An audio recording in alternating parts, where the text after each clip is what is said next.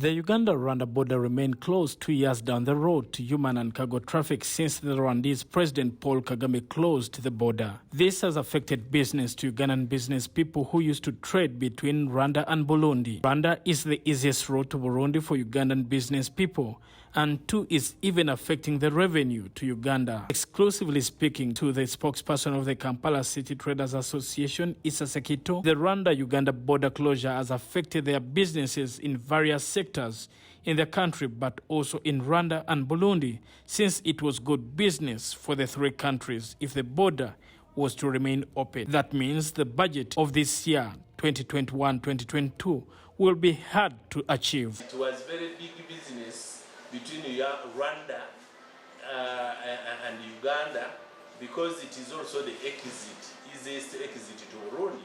So closing the border between Rwanda is closing two countries, Burundi and Rwanda. Business cannot flow if that route is not open, even to Rwanda, even to Burundi.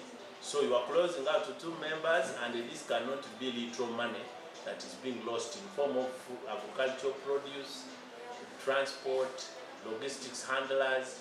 Talk about farmers who take their things, the fishing, so many things. Uganda's political class is yet another economic challenge that the nation is yet to face, since the political elites are taking the biggest share of the budget, with now over 525 parliamentarians. Various district chairpersons, among others, will take the share, something Sekito believes needs to be reduced to save money for production and value addition if Uganda is to prosper. Excessive spending by the politicians. The political elites are taking the biggest chunk of the budget.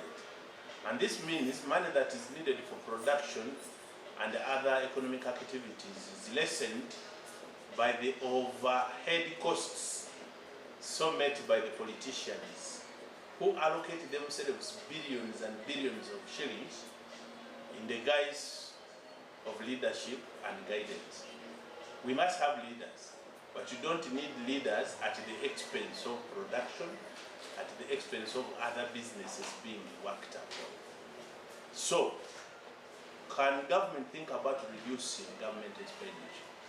He further encourages government to expedite on the issue of COVID-19 recovery funds to bail out some of the business owners, since majority are now dependents and no longer able to pay taxes. There's no known criteria on how these funds can be distributed evenly.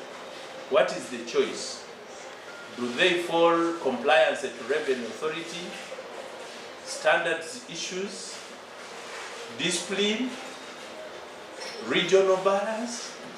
What are the underlying requirements for you to be able to be helped out of these recovery funds? His call comes less than a week as the 2021-2022 budget is yet to be read out, showing how the largest portion of this budget will be financed through the taxes collected locally.